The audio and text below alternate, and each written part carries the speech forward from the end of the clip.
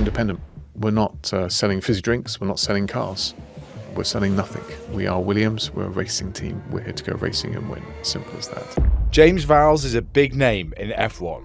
When you walk into Silverstone, you're greeted by 1,000 fans that have been there since 5 a.m. in the morning just to have the opportunity to say hello to you. He's the team principal at Williams. Williams is still the third most successful team in the sport. I'm a man of science. This is hard to describe, but there's a passion that drives that building to a level I've never seen in another team. He's been through tough times. In 2008, we were Honda, and we all lost our jobs near enough overnight. It's what kept it going in the hardest of times. It's what made a car be built that should not have been built. There was no process, structural system. I asked him about Lewis Hamilton. Icons like Lewis Hamilton, who has transcended the sport, gone into a different world, done things that are mind-blowing in terms of achievements. Toto Wolff. I was fortunate at Mercedes, A, to be a part of some really great senior leaders, but B, I had Toto who really provided me quite a bit of rope to go and go and do what I needed to with. How he thinks the sport has changed. And I think singularly Drive to Survive is the reason why the sport is successful today. And of course, did you watch F1 the movie? What were your thoughts? I watched it. If you've ever wanted to work in F1 or see what goes on behind the scenes, this is the episode for you. Make sure you subscribe so we can continue to get bigger and bigger guests.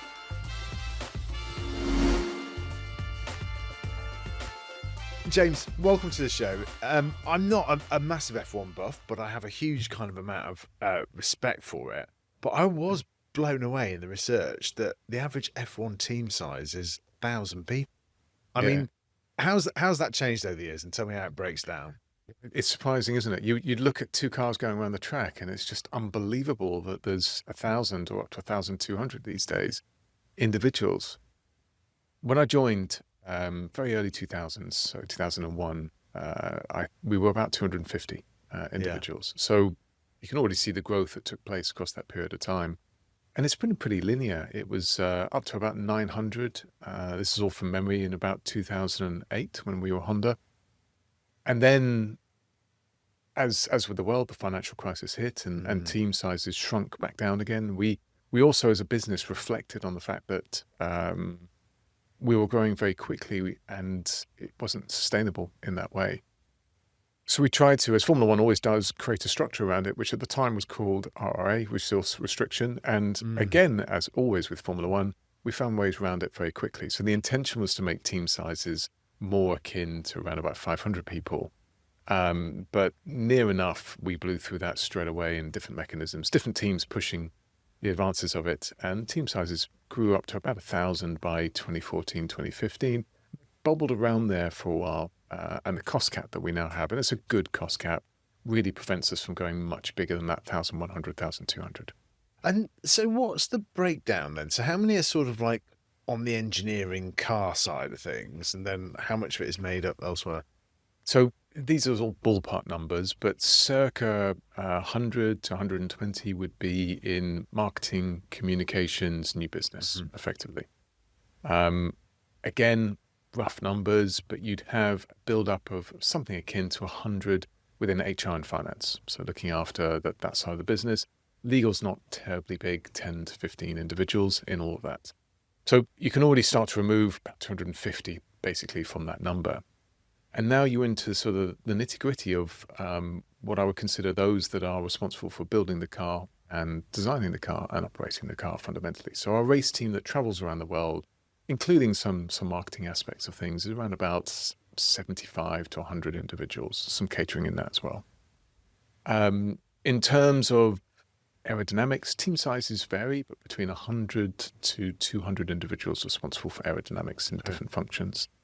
Designers, again, between 100 to 200. And then the operations. So that's working with the carbon fiber, working with metallics to effectively build the car. You'll be in the ballpark of 300 to 400 individuals. So you can sort of get the breakdown from that as a result of it. And that's what I love about our business. It's how you bring all of that together to build a car that's extraordinary. And tell us what your job is as the team principal. Still figuring it out. My job's to pull us all together, point us the right way, create a North Star that we believe in, that we aspire to achieve, set some guardrails by which we are going to operate within that. If I had to do it in an even shorter way, it's making sure we have the right senior leaders within our team, the right power unit in the back of the car, the right drivers driving the car, and the right direction for the team. And what does your kind of like week look like? You're sort of in, how does it break down? I'm fascinated by this in sort of between races and so on, how that sort of the team and your diary works. So if I take what we've been doing for the last 3 months, which is European races primarily, very typically fly out to a European race sometime on Thursday, get to the track, sit down with the engineering teams, with our trackside mechanics and our trackside communications teams, and understand what the picture is for that weekend. What are the issues we've had? How's the car build gone? Because what they're doing is either the car's been built in the UK and shipped out, or they're building it there live on site. But it's still a touch point of just what are the troubles, what are the issues, what can we learn from it, etc. From the engineering side, what's the weather, what's happening, where are we, where do we think we're going to be competitive, where we're going to lack competitiveness. From the communication side, what are the big stories that I need to be aware of? And a little bit on Thursday is really meeting with my peers from different teams whilst it's quiet and just understanding the lay of the land up and down the paddock and pit lane, because there is a political aspect to it as well at the same time. You go through How do you mean by that? So the landscape that we have, if you think about how the regulations are created, they're created by teams at the FI and Formula One coming together to determine and decide where we're going to be going. Now, there is an official forum for that, which is a large room where we all get together and meet. Most of the discussions will take place outside of that. So I don't think that's different to most other worlds or businesses, but it's really having a heartbeat that's in tune with what's happening that helps you get a top. The end of the weekend will be Sunday, and I'll always fly back on a Sunday night, probably back home for around about 11 p.m. or so, back in the factory the next morning for 8:30, and work in the factory if it's no race that week, Monday, Tuesday, Wednesday, Thursday, Friday, as you'd normally expect. And our base is in Oxfordshire, a place called Grove. And the reason for that is, you can hopefully see, it's about maximising the amount of time that I spend really with the individuals that are dedicating every hour of their life to either designing or building our cars. And for the time being, it's like cars of the future, because we really are focused on 2026. We still have to operate in 25, but 26, 27 is where our North Star is pointing us towards. That's where we have to make progress. Because I heard in an interview that you'd done before, fascinated me, that there are some races that you are prioritising over others and some that are more experimental. Talk to me about that. So that was very much a 24 strategy, where the 24 car had some real strengths, more so than this. The 25 car is just faster everywhere. Yeah. The 24 car, there'll be certain tracks, one of which we've just been to, Monza, one of which is Baku, which we're about to go to tomorrow. Others, like Las Vegas, are particularly strong for it as well. And there's other tracks which are pretty poor last year. Barcelona, Qatar were sort of standout, Budapest as well. And what I wanted to make sure everyone was aware of was, if we keep just focusing on the short term in the hope that we achieve everything we can with the package that's in and around us, we will not make strides going forward. And there'll be certain race weekends, Monza and Baku, where I want to make sure we are absolutely focused on delivering every millisecond we can. But use the 3 races that build up to that to make sure we're doing experiments and learning every weekend. Yeah. And it's absolutely uncomfortable for our trackside engineering teams and our drivers to be doing that, because fundamentally what you're saying to them is, we could compromise this weekend, but actually in my experience, generally we're going to find performance that aids you for the remainder of the year. So in other words, it was the first sort of mindset shift from short term today to medium to long term that allows us to find focus on the future. And that was the reason. And how do you, I mean, that's probably quite a big culture change, right? When you sort of come in to Williams, how do you go about kind of communicating such a sort of big shift in strategy? So it's not one message, it's continued messaging. So let's rewind that actually to a bigger question, which is, how do you communicate within a business of 1,000 individuals? The only way you win championships is that all 1,000 individuals, and I really do mean this, it does not matter whether you're in legal, finance, HR, designer, or someone building the car. It makes no difference to me at all. Every single one of those has to be pointing the right way and working together and communicating together to win a championship. That's it. And by the way, what I've just described isn't a Formula One team. It's any business in the world, fundamentally. So the communication takes place in a number of different ways. I'll send an email to the entire factory 3 times a week, just on key items, normally across race weekends with some information in it. But driving our key strategy using that at the same time. We'll have a direct town hall post-race that takes place always on a Monday, which is why I always want to be back in the factory, irrespective of whether we were in Australia or Monza. A little bit more difficult from Australia, but it is important to me to be back with our team as quickly as possible. And again, it's communicating the salient points. This is what happened this weekend. This is what we didn't get right. This is what we did get right. This is what we've learned. And this is how it applies to our long term.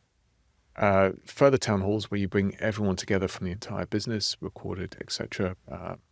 Certainly it used to be monthly. I think we have enough cadence now. Not cadence. We have enough structure now that we've moved that to either every 2 months or every 3 months, fundamentally, just because we have other forms that communicate and work in the same way.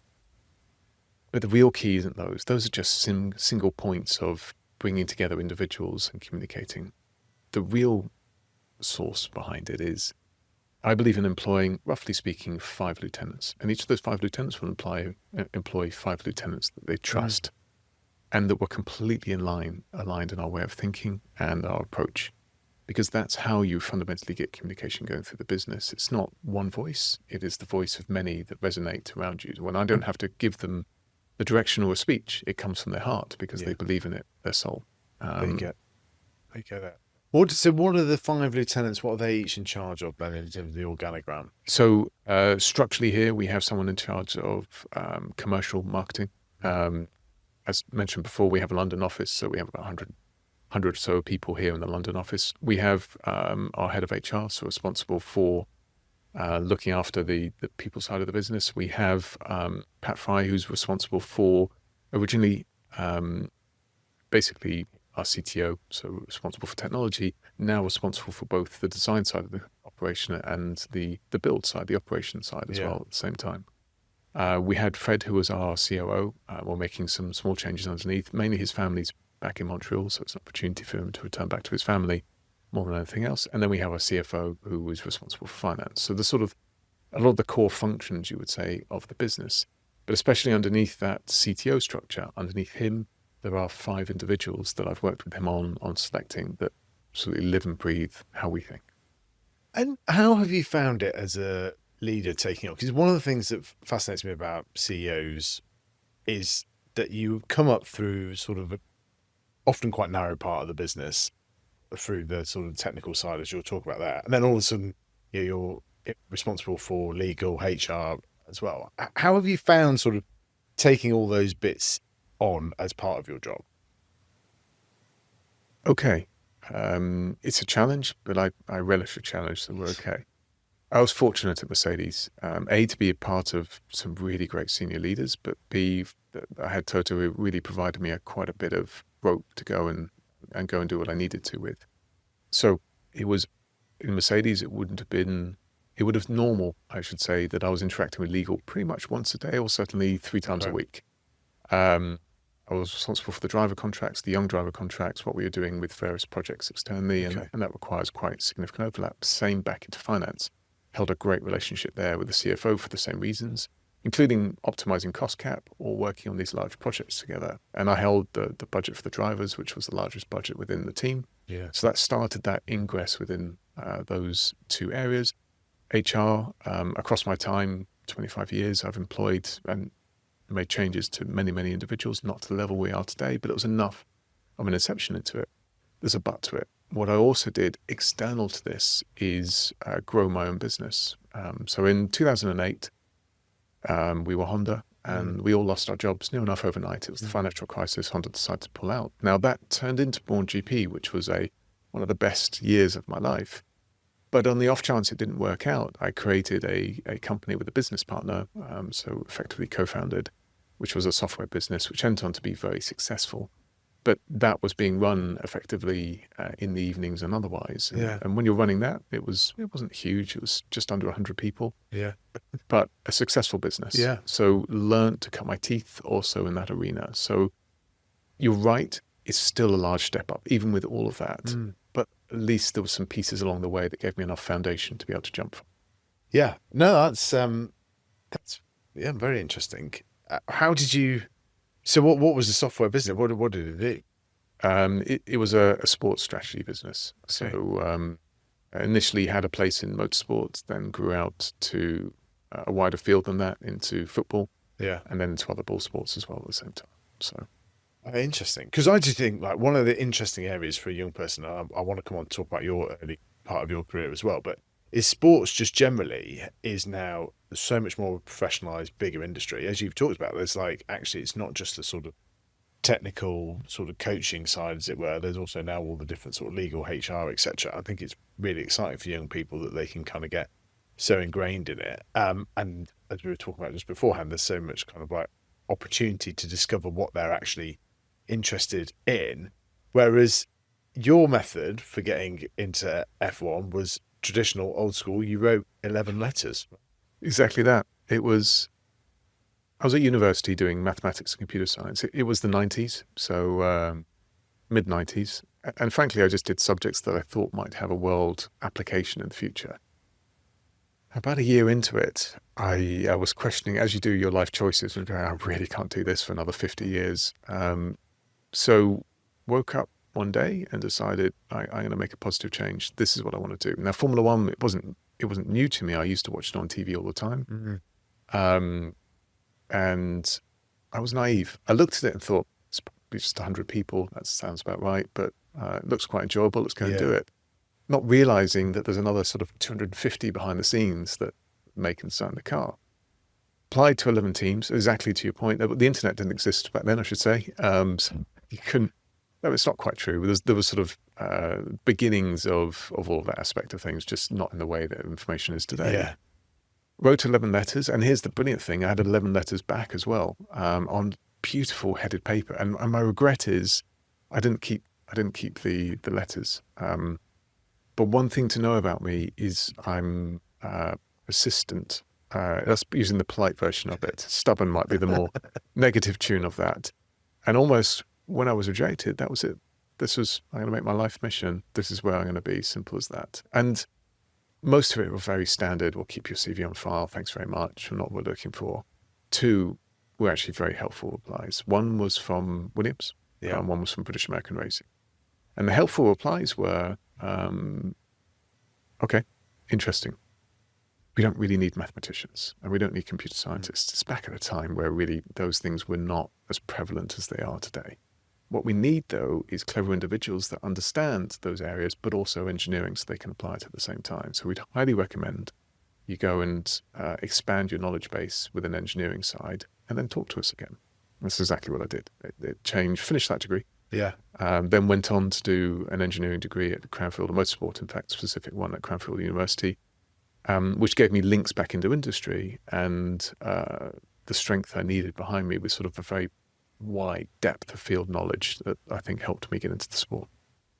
And so interesting the way that you were given genuine advice on that in terms of being able to sort of put another part to it together. Is one of the things that worries me about the modern world is it's so easy now to apply for jobs like 2-click apply, etc. All this, that actually it sort of ends up being, technically easier and more meritocratic, but actually it just creates such a sea of information. It's actually really difficult for people to work out. So you guys do a lot in terms of a graduate scheme and so on. So what would your advice be to someone who wants to get into F1 that's young? I mean, perhaps I'll just give some colour to the graduate scheme because it's something I'm really proud of. And you can see why. I was a graduate that made my way into the sport and I'm here today. I was given the opportunity to grow today. So our early careers is about 12% of our company. So about 1,000 people in the company. We've got about 120 or so early careers. So it's not all graduates, I should say. Some are industrial placements doing a year in between year 3 or 4 of university. Some are apprentices. A big bulk of them are graduates. And it leads to your question. The IP scheme is one of the best ways to get into it. So whilst you're still at university, apply to the IP scheme. Of course, I'd like you to say, go Williams on this one, but I will point out other teams do this as well, and some of them have great schemes too. But it's one of the best footholds you can get into it, because we'll invest in you for 12 months. We'll pay you, but we'll invest in you as well. We will teach you everything. No holds barred. Yeah. You'll walk away with a tremendous amount of IP and knowledge in your head. And the reason why we're doing it is in the hope that you come back and join us again once you finish and graduate at the same time. So you'll return back to university, and it creates really the foundations. That's not new. I think that exists in many businesses, but it's very successful for us. That creates that really great ground there. It doesn't have to be that way. We do have graduates that come in. We have plenty of graduates roll, and we create graduate roles every year. The second element that we've really grown within Williams, and I think are executing at a very high level, is we bring through every year students from schools all over the UK. It's completely free. We pay for everything. We'll pay for the transport, the gifting, the experience. And the reason why we were doing this is perhaps naively, not perhaps, it was naive. I thought, and we thought, that the best way to bring in everyone into Formula One teams is go to universities and just put up some banners and say, here we go, this is Williams, do you want to join? Yeah. Here's the reality behind it. The point at which people make their decision in life, be it male, female, whatever background you're from, it doesn't matter, is about 8 to 13 years old. That's when you make your decision. So going to university is too late by that point. You get some great people, meet some great people, but actually what we've created is a program where anything between 8 to 18 years old, come on site. We'll do a STEM program. There's actually quite a fun, I won't describe what it is to not give it away, but basically a fun competition that you have to do. But this is STEM, this is engineering, this is Formula One. You don't have to do Formula One, but STEM and engineering is available to every single one of you. You can make your choices, and this is what it looks like. These are the subjects you'll need to do, but it is a choice that you can make, and it's open to every single one of you as a result of it. And what was really interesting is about 88% of individuals who have done that then go on to have an open-mindedness towards STEM and go, actually, this is what I'm doing and changing my horizons to allow more other mathematics, physics, as it may be, into my curriculum to give me the opportunities to grow later. So it is successful in that regard. Now, we've only been running for 3 years, so it's hard to know, will we get the output of that in many years' time? But as I said, it's wider than Williams. This is just about creating growth within the UK. So this 8 to 13 age then, he says his daughter's just turned 6. So it's Fantastic. kind of coming into my perfect. So why is the key? Why have people made the decisions by them? What was the kind of research behind that? A quick thanks to Octopus Energy for supporting this episode. Now, a lot of people know about Octopus for their home energy products. I have recommended people switch to them for years. But what you might not know is that they are now rolling out more products across home and businesses, from solar panels, EV chargers, heat pumps. So if you're thinking of upgrading your home or business and you are a Jimmy's Jobs listener, you can ping Jimmy at octopus.energy and get the very latest deals and insights. And if you're already on the journey with Octopus, leave us a comment or a message. I'd love to hear how it's going with their wider products. All right, back to the episode. Why is the key? Why have people made the decisions by them? What was the kind of research behind that? So it's generally speaking, you start already getting a narrowing of your subjects that you enjoy. I mean, by the time you get to O-level, you still read. I'll make sure it's called O-levels, these GCSEs. I'm so sorry. I had to reflect on that a little bit. For clarity, I didn't go through the UK system. So that's my only excuse I have on that matter. By the time you get to GCSE, there's already a little bit of narrowing. But for many individuals, what we're actually finding is that there was almost a belief that physics is something closed off to them, or engineering is something closed off to them. There is a perception that within girls, it's a male industry. And what we're really resetting here is it's meritocracy. Brightest and best wins in this regard. And by the way, that can be you. This is what it looks like as regards to things. So I think there's a preconception that almost appears at that earlier age, unsure where it's being driven from, whether it's society, parents, schools. Yeah. But definitely, I mean, we're into a very deep subject because I haven't really analysed why. It's a very good question you've asked. But my main point that we're making out of it is that what we have realised is just simply presenting it as an option to everyone gives them the opportunity to refocus where they want to be in terms of their studies. Yeah, if you don't know it, you can't sort of be it, etc. And so how many school leavers, graduates, sort of entry-level roles are you recruiting for then each year? Tons. I think it's over 80 was the last number I Yeah, saw fundamentally. Yeah, it's big. It goes back to what is Williams to me. I'm not wearing the shirt right now. Should I be wearing the shirt? We do have the car though. We have a car. Yeah. My job is to put the team into a better place, and I'm stubborn. It is to win races, win championships. Simple as that. There's a but. My job is also to put this company in a better place and then hand it over to a future generation. I don't know when that will be. I hope it's long enough that I get to enjoy myself, not 1 year, but and that future generation is the graduates that will bring into the business. Simple as that. That's how you create this longevity that goes beyond 3 years. That's your around about a 10-year succession that we're creating as a result of it. And for transparency, since I've been in the building, some of the graduates have moved on to already some very senior roles, and I can see them bubbling up very quickly. So one of the other bits that we do is fast track individuals that really have great potential as a result of things. And one of those will challenge me. And at the point where I'm challenged and believe that it's the right time to hand over, that will be my succession. And the reason why I bring that up is it allows the world to understand this isn't a 3-year or 5-year play. This is a 10 or 15-year play to make sure that we are investing in our future well and truly beyond where I think I'll be in the building. And how does it, being a family brand and a family team, sort of impact? So it's obviously not owned by the family anymore, but one of the aspects we wanted to make sure we kept, it's going to be really hard. I'm a man of science. This is hard to describe, but there's a passion that drives that building to a level I've never seen in another team that I've been at. It's extraordinary. It's what kept it going in the hardest of times. It's what made a car be built that should not have been built. There was no process structural system. It's just people cared that much that they got it done as a result of things. And the family spirit is that. It's the best examples I can give you is, despite the fact that everyone has 16 hours of work to do in a day, if you come and ask them a question for half an hour, they'll give you the half an hour of their time. They want to share their knowledge, their experience, and help you along that journey. There's just this feeling of camaraderie pulling together under duress that exists. And it's something that I want to make sure we keep. I want to make sure that remains at the heart and soul of the business. Next, we're independent. We're not selling fizzy drinks. We're not selling cars. We're selling nothing. We are Williams. We're a racing team. We're here to go racing and win. Simple as that. And I really quite like that about us. That independence, I think, is a strength. And it's few and far between on the grid as it is today. And speaking as a man of science, how has the sort of Netflix drive to survive changed things? Because that's got me more kind of interested, aware of it, and so on. Like, how has that impacted? So an interesting thing with the drive to survive was when it was first positioned by Liberty, and there's a whole list of these are the things that we think will make the sport very successful. It was number 16 or 14 or 16 on the list anyway. Not top 10 is all the main point of that.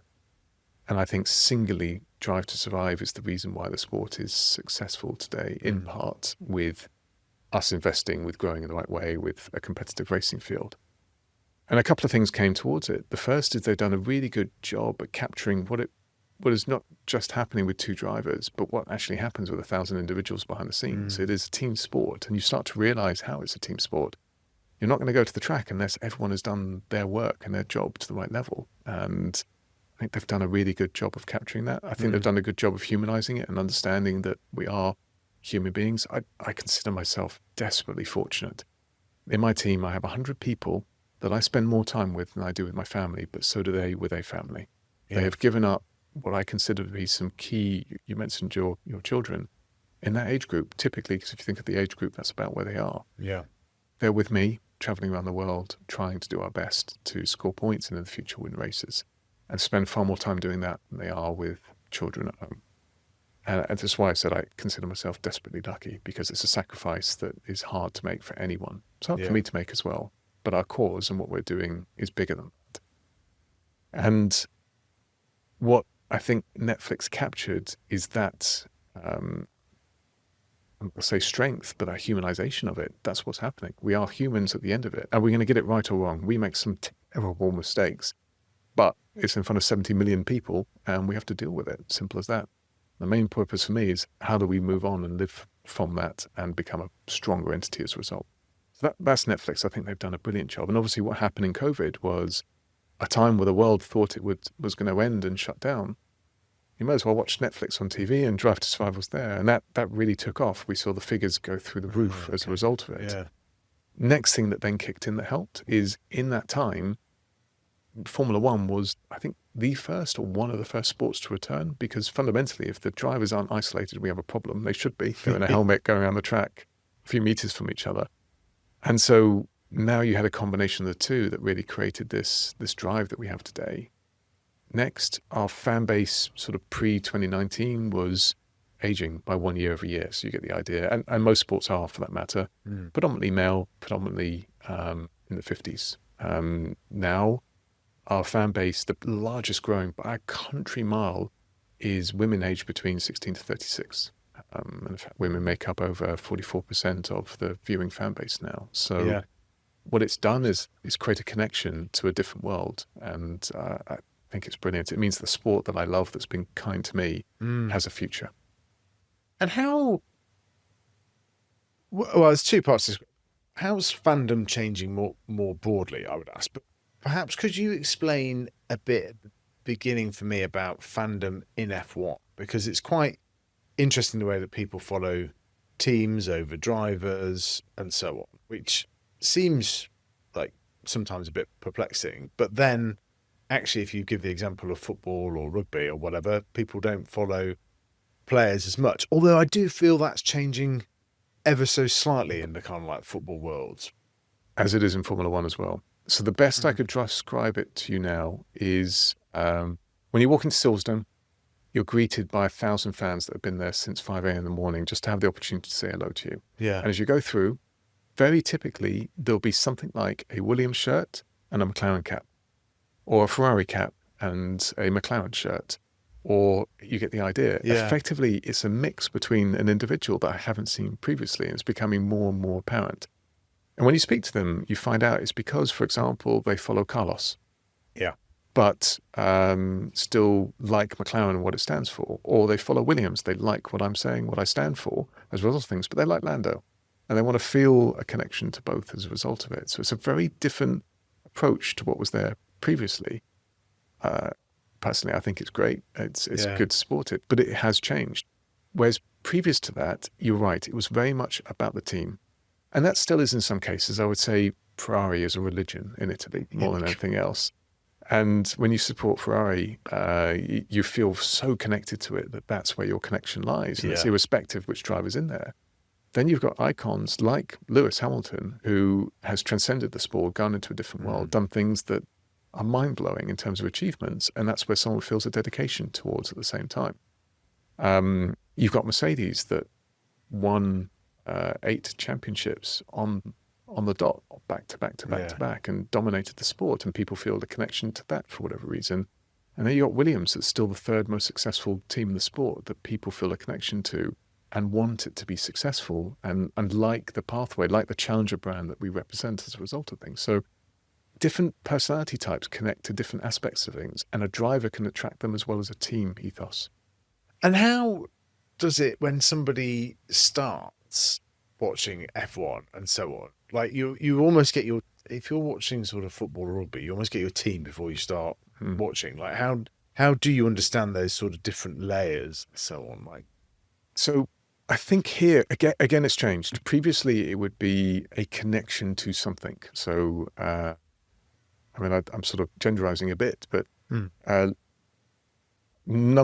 had on my wall at home posters of I'm pretty sure it was a Ferrari when I was a kid, because it was an icon. I'll never be able to afford one of those, but wow, what a great car it was. I'm pretty sure it was a Testarossa as well. And then I found someone with an F40, and that was just mind-blowing to me, just this icon of a car. So I created, this is when I was much, much younger, an attraction to it. And yet when I watched Formula One, I was attracted to Williams because I loved the fact it was this independent organization that was fighting giants and winning as a result of it. So it's not a surprise to me that I'm back at Williams. It's what I connected to when I was much younger. And it's to your point, it's a connection with a brand identity that people sort of work towards.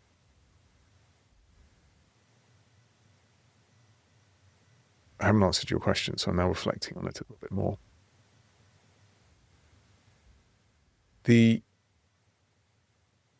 What's going to be interesting to me is where the sport moves forward from here. So individuals, how to get into it. What we're sometimes seeing, and this happens quite a bit when you meet people at the track, is they're not connected to any one team. And perhaps most of those actually will be wearing a Formula One cap. So completely independent from any team. They just love the fact that there's 20 drivers that are all world champions in their own right, fighting for a championship. They don't feel affiliated to any one individual or team. I think answering your question, how do people get into it in that way?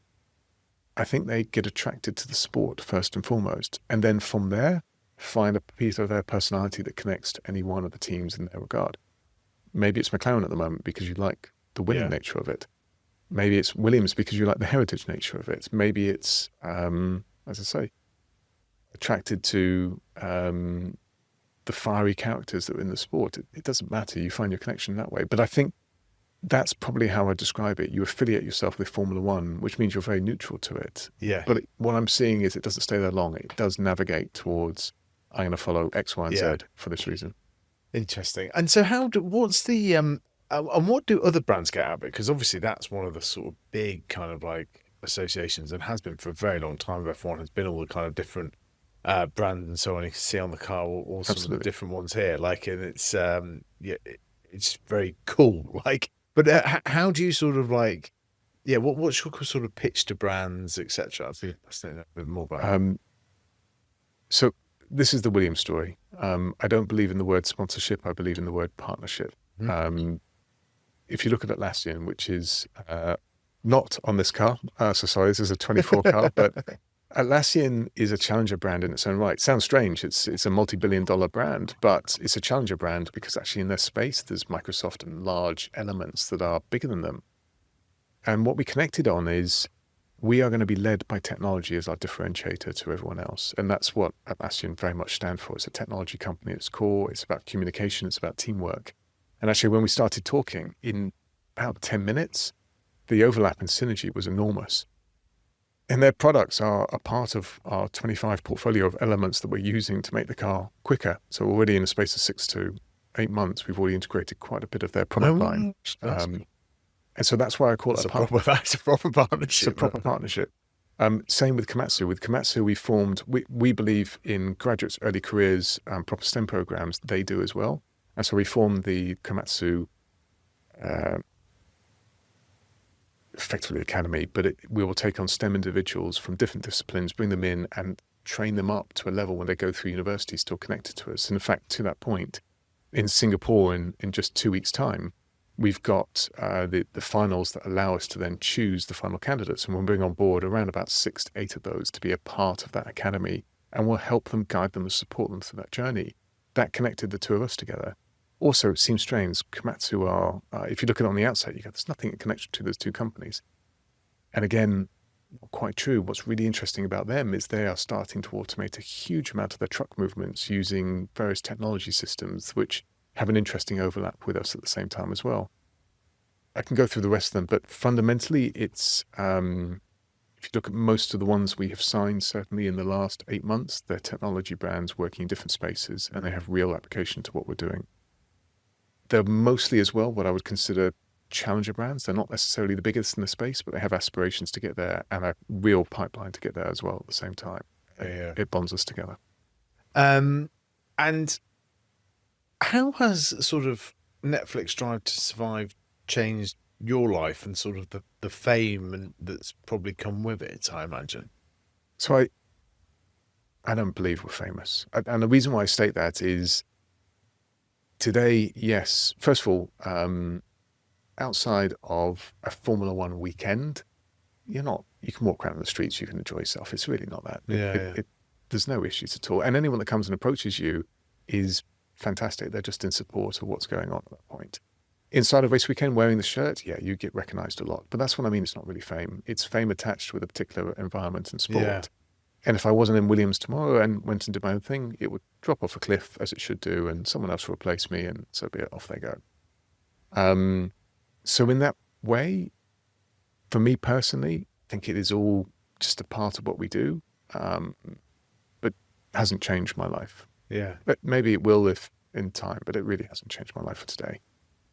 I actually quite enjoy the fact that you see kids that were as young as I was when I was thinking through what to do with my life, and you can see the glint in their eye and what it means to them. I like the fact that Netflix has brought us closer together as a result of things. I like the fact that it's showed our world to other individuals. But generally speaking, it isn't a hindrance. It's just what's required for us, Williams, to be out front and center and grow. How do you assess talent? Like, we've talked about it quite a bit in this interview about how you fast track people and so on. What are the ingredients that you're looking for? So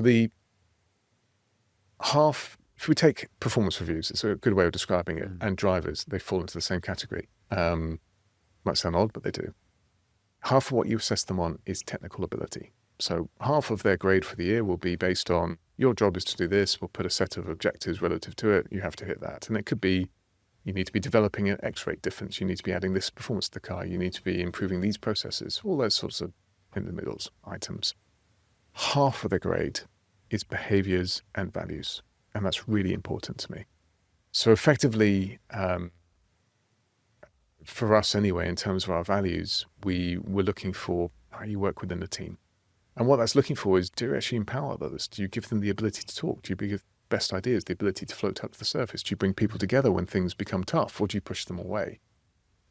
Resilience, which Williams has in spades, but it's fundamentally, when things get tough, what happens as a result of things? Do you use that pressure as a strength, which you should do on the backside of it? Innovation. Are we really pushing the boundaries of what we're doing, or are we playing safe within our small remit here? Do you encourage others to push the boundaries? Do you support them in that facet? And otherwise, I'm not going to fire through all of our values, but it is really about how we, how that individual portrays them, and do they role model them, the remainder of the team? Yeah. Because that's culture. Fundamentally, once you have the right values, which are really just guidelines, they are what creates high performance culture. Yeah. And that's why it's half of the grade for it. And how do you let people have a remit when it comes to changing? And can you give some examples of where that people have come up with suggestions to improve the car, etc., and how that sort of actually works? Sounds like an HR question. So I'm going to give you some anecdotes and I'll lead into that. When I joined Williams in 23, what I almost found was a team that was surviving. Not almost. A team was surviving. They were just literally trying to live hand to mouth to do what they could. There was no future car. We couldn't think 6 months ahead. The car was very safe. It was very overweight. It was designed effectively. If you were a designer, it was probably sensible. You're not going to lose your job if you've designed your bit. It's a bit heavy, but you've done it in a way that's not going to break. And one of the things I put forward is challenge the ethos, whereby when we found people that had failed, not through incompetence, but by pushing the boundaries of innovation and all of the aspects to it, and it's failed. And they've taken that learning and pushed it back into the business. You push them up into a pedestal and say, this Bob over here, there wasn't really a Bob over here. This is what happened. This is the failure we went through, but here's what we can all learn from it as the result of it. And suddenly that created a driving force that individuals realized that the ones that we're actually going to put forward are the ones that are failing. Yeah. Fail fast. Going back to your point, how can I give you an example? There's quite a few. The bit that's probably been the most uncomfortable is letting the current projects fail in front of them, because they have to focus on the long term. So the best examples I can provide are we've managed to, I'm going to be very unspecific because I want to protect some of the IP we've done, but lead times on certain components have dropped by a factor of 5. So the world of Formula One is such that you really want to be getting an idea from someone's head, normally in the aerodynamics world, but doesn't have to be, to the track in sub 8 weeks. Okay. If you're really good, 4 weeks. If it's a small part, maybe 3 weeks or 2 weeks, fundamentally. But that continuous evolution is where you need to be. When you're surviving, though, you can't think that far ahead to even give yourself the space Yeah. in order to do it. So one of the things that we've ended up doing is we used to just rush components to the track because it was felt as though they're the most important aspects in the world. And you literally just stop them. If that hasn't been through X, Y, and Z process, you can send it, not being fitted to the car. Doesn't matter if anyone thinks this is the most critical element that has to be there. We are not fitting it to the car. It will be returned and we'll do the process properly. And very quickly, that created a cultural change where we had to use process, structure, and system. Now, on me, we didn't create enough, and still today, it's still not where it needs to be, of system. So individuals were, and I feel for the real individuals on our shop floor, they were almost having to fill the same data into 3 or 4 different systems in order to get this working. It's temporary. Today, that's gone. But I can see why there was concerns. It's because we've made our life awfully sticky with red tape. That's not the intention behind it. The intention behind it is we have to start populating systems to get data. But what it allowed us to suddenly do is, before, I had no idea how much a front wing cost or how long it took to make or how many components it made up. Yeah. Now today, all of that data now exists in that form, because as soon as you process and structure it, you have all that information and data. You also know now what to prioritize within the business in what time frame. But it's a huge cultural change because it feels uncomfortable. To that individual, they have let the team down by not having the bit that goes to the track that stops the car from running. And then pretty much that happened. But by doing it the right way, allows us to do so much more at the end of it. So it's probably the best example I can give you in that way, but there is literally thousands. The way to think about it is, as soon as you move to the long term or the mid to long term, all of the short term things will fail. And how is AI going to change it, do you think? What are your sort of predictions on this? Because obviously AI has built a lot of kind of like public available systems, but the whole point of what you guys are doing, right, is you're protecting that IP, etc. So the good news on the public systems is, even with ChatGPT or otherwise, so we use a company called Aria, and the benefit of Aria, so it's one of our partners, is actually your IP remains your IP. And they very cleverly use a mixture of, could be OpenAI, Gemini. You don't really know behind the scenes. They use the best one for that purpose, but not using the IP to learn from it. So there's ways of protecting yourself, which is what we're doing within ours. So it's a good question. First of all, I've said this publicly and I'll maintain it. Formula One teams are nowhere near the leading edge of AI. Nowhere near. There are much more advanced companies than we are in this world, and we have to play catch up quickly as a result of it. What we are using today in the case of Atlassian tools is all of the meetings are recorded within their platform and scraped automatically for key items. And it is a fantastic improvement. So immediately you have an hour-long meeting. Straight at the end of it, it'll provide 2 paragraphs of what was summarized in the meeting, all the action points it'll pick up automatically from them and associate. That just means that before, when you had someone typing away in a meeting, which happened quite frequently, in fact, if you looked around, you'd probably have a whole team of people typing around. Yeah. That all goes. Now your focus is on the meeting more than anything else at this point. Now, I know this is a benign use of AI. Benign, not true.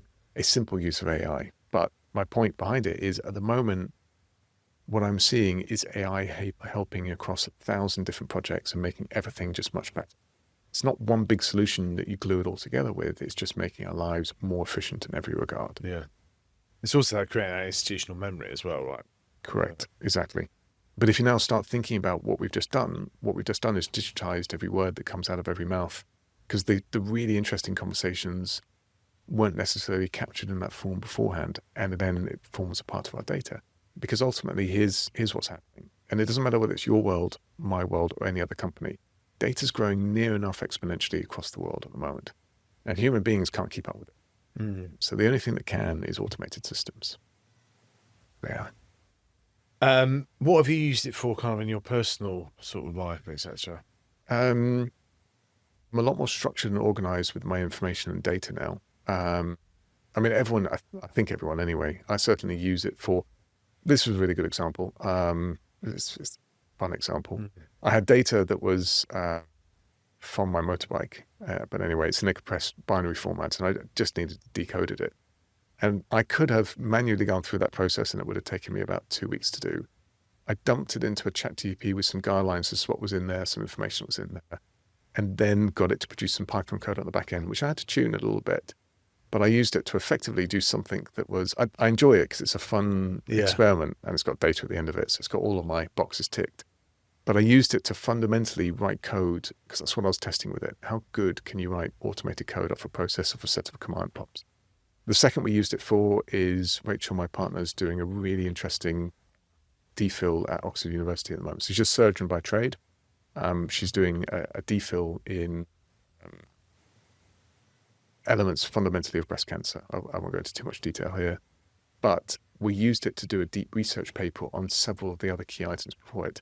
Fundamentally, it's how do you introduce technology into surgery? That's the real element behind it all.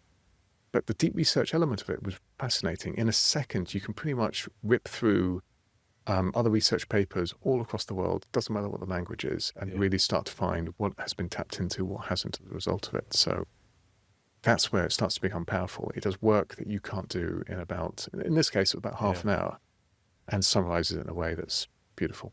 That is really interesting. So what, are you a big bike then as well? One of my questions is going to be, what car do you drive?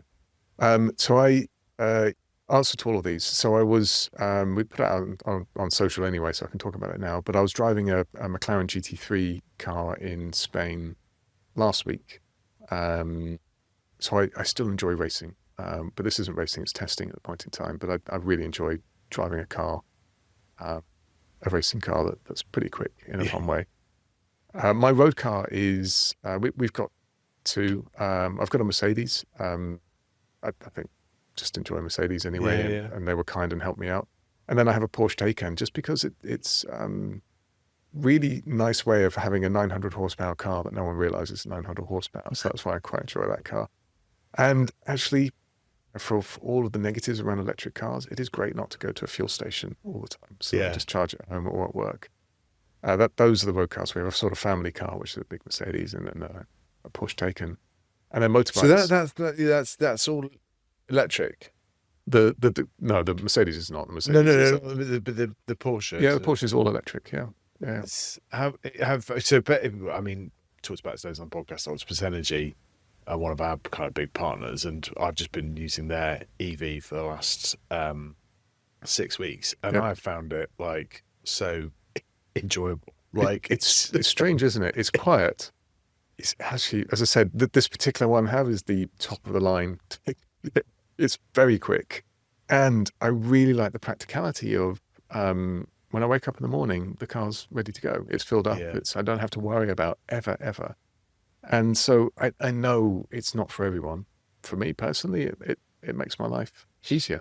I've got so obsessed with the energy prices on it, because like when it's windy and sunny, like I'm like, because I'm not really technical like this at all, but I would like obsess over it. I find it like, it's been an amazing kind of experience. One final area I want to talk about, you always asked about sort of different drivers and the different driver traits. We've obviously talked about pretty much every other job in the team. It's what other kind of like reflections do you have on sort of what makes a great driver? Because you've worked with some of the best, right, in terms of like Schumacher, Hamilton, Nico Rosberg, and so on. Like, is there anything that unites them all, or are they all completely? No, like any human beings I've met, each one is different to the next. And in fact, what it really showed me is there's no one mold you have to fit into for the most part.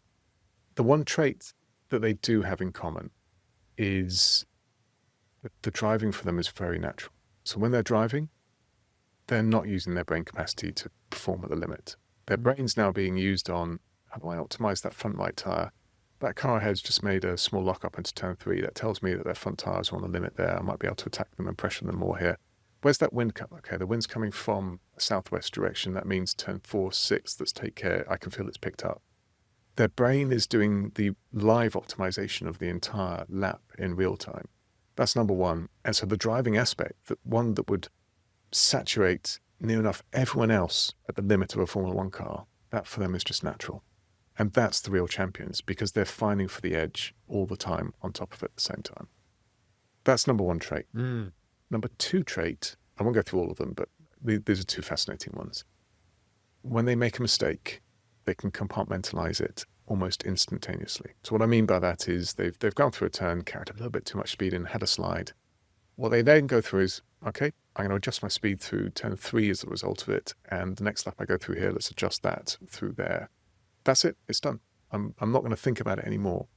Whereas those that aren't quite at that level are still, as they go through the next corner, going, what happened through there? I probably need to make up my lap time. I'm 2 tenths down. Let's try and carry a bit more through turn 6, 7 now. So effectively, you're now continuously trying to make time up in places that you can't as a result of what happened. And invariably, one mistake leads to 2, leads to 3. Like Yeah. So the World Championship mentality is one of resetting almost instantaneously and accepting mistake's a mistake. And you can see how that forms into my ethos, into the business as well at the same time. Actually, your failures can teach you far more if you accept them, Yeah. rather than use them to punish yourself. And how does that almost telepathy between the sort of comms of the driver and so on work, right? Like that is such an interesting... It's not always telepathy. I would actually say across my career, I've seen it mostly dysfunctional. So, but there's some great race engineers that have worked with a driver for long enough to know their state of mind, almost like a marriage, because Yes. you know the stresses they're going through, what they're feeling, how they're talking about it. And that's often why your race engineering pairing with the driver is a very key one. You need to have personalities that fit together and mold together really well.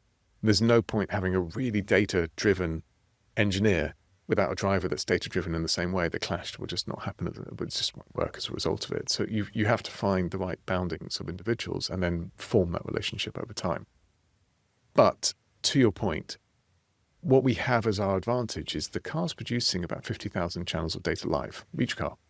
So we can, on the screen in front of us, if you now look when you see it on TV in the garage, we're not looking at 50,000, we're probably looking at 500 channels, the core channels. Yeah. We can see everything they're doing in the car though. Oh, they've adjusted the steering wheel by this. Oh, they've made a small correction last corner. The differential opened in a slightly different way out there. They applied the throttle a little bit late. And so instinctively, you can automatically look at the data and go, okay, I think they're uncertain about this car on the high speed. Let's have a chat to them about that and say, we would recommend you go up on the diff high speed 1 through that corner. So that's why it might feel instinctive. It's because a lot of the time we have a data-based background that allows us to understand what they're doing in the car. And the mental capacity of drivers, mental health, etc.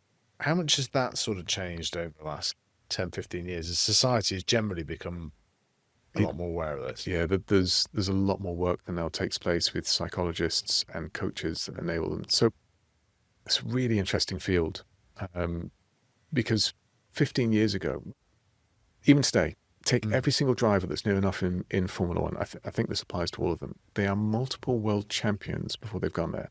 That can be multiple European world champion in karting, then going through to effectively Formula 4, which takes place across multiple continents these days.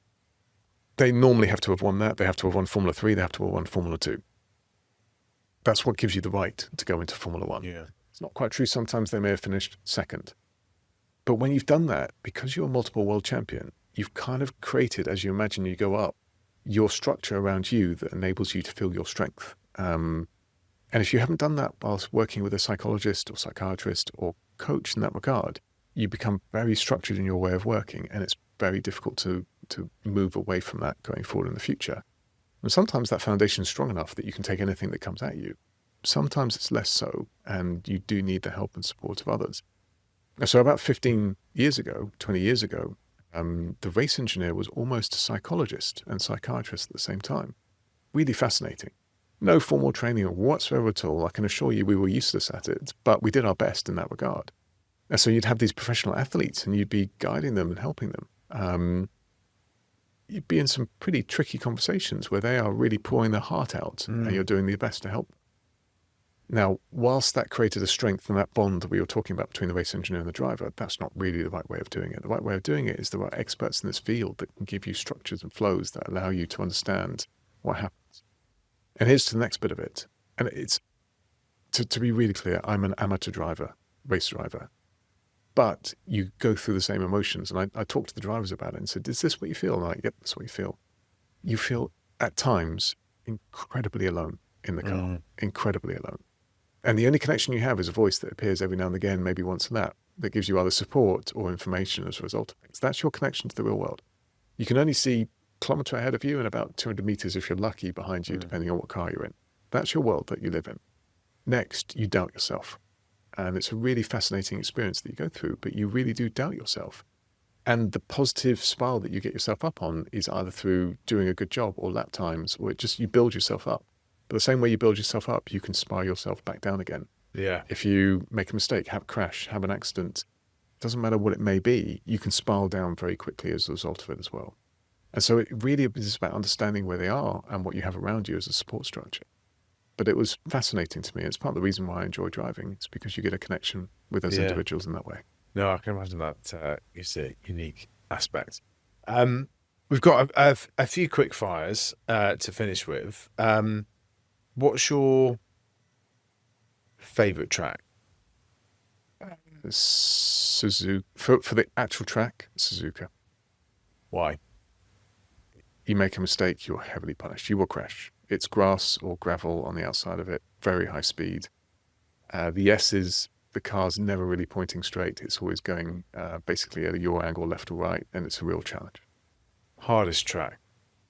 Still Suzuka in that circumstance. Singapore as well is quite hard. Singapore because it's that's not true. Actually, I'll change it. It's not Suzuka. Probably hardest is Monaco. Apologies, just because again, no room for error, but you're pushing the barrier out with your wheel. That's how close they're getting to the wall, pushing millimeters of it. It fascinates me that they can lap after lap get themselves out. That's the hardest track. Yeah, there are some great memes, aren't there, where it's there. What was the first car you owned? It was a Renault Clio, but it was a Renault Clio Williams, I should say. I loved it to bits. And there was, again, if you go now back to what I said, which was I loved Williams. I wanted a connection with it. When that car came out, I scrimped and saved and bought a second-hand one. Loved it. If the Ashes 2005 is the greatest cricket test series ever, what's the greatest F1 race ever? Oh, race, single race? Race or season? Yeah. I mean, season, I'm very biased. Yeah, I'm very biased. But it was 2009. 2009, I was a part of Brawn GP, and we had nothing. We really did. We built the chassis. We cut the back of it off to fit a Mercedes on. Half the team knew they were losing their job at some point, and they worked every hour of the day to get us where we were. It was just a fairy tale. I mean, we could do a whole podcast just about that year. So that would be it for me, 2005. And what's an underrated job in F1? Really good question. I think for me, a number one mechanic. So that's the mechanic you see standing at the front, foot on the jack, effectively releasing the car. I think people see it, but don't realize that they are doing that job. They're normally a gunman on the pit crew as well at the same time. So the responsibility is enormous. And by the way, they do pit stops, whether it's their car or the other car. It is unique between the two. They work incredibly long hours, bring the team together at the same time. Their job is to basically corral that team of individuals, 10, 12, point them in the right direction. And it doesn't matter whether the car's coming in with two wheels hanging off the side of it. They will get it built up to an absolutely perfect specification in 2.5 hours. And if you stood at the back, it's like a ballet. It's like a symphony. Everyone is just coordinated around each other. And that's the number one's responsibility, to just bring that all into it's the conductor this time. And I think the world probably doesn't realize how multidimensional that singular job is. Did you watch F1 the movie? What were your thoughts? I watched it. It's not a documentary. It wasn't intended to be a documentary. I think they did a really good job of capturing, though, that it's a team sport, that it's not just about the driver in the circumstance, that it's, I felt highs and lows during it, as you would during the course of a season as well. And it was there to do what its intention is, which is to attract people to our sport by saying, listen, watch a real F1 race. There's some bits in this that are quite exciting, and that's how a sport is. Which city could next host F1? Is there a way that London could ever do it? I don't think in the near future, so 5 to 10 years, could do it. It's a huge enterprise to shut down the roads of London for that period of time. Somewhere like Monaco, it comes to a standstill as a result of it, and that's Monaco. It'd be hard to shut down the entirety of London for it.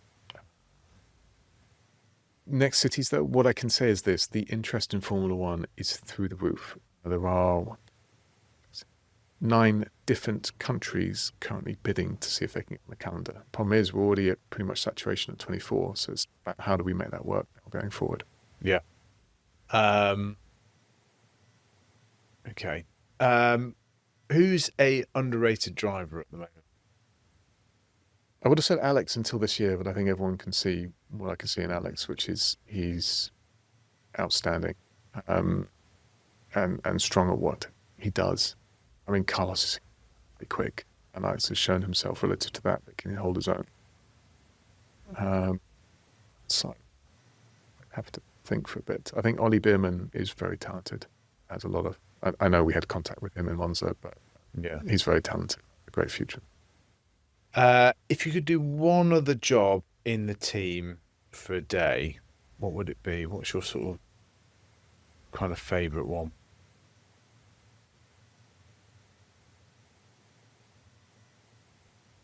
Good question. I'd be terrible at it, but I quite enjoy being in the aero dev group, the aerodynamic development group.